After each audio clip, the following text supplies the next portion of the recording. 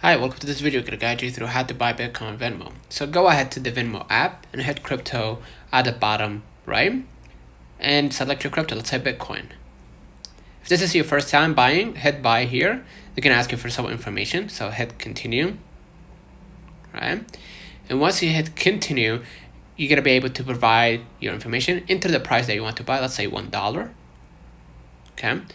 Once I just press $1, for example, I'm gonna see the fees and everything. I'm gonna review everything and hit buy Bitcoin. You're gonna see the transaction fee and everything. Hit buy Bitcoin, right? You're gonna, of course, they're gonna ask you how would you like to pay, and of course, you're gonna be able to select your MasterCard, your credit card, your Visa, basically, and you're gonna be able to choose your Venmo, right?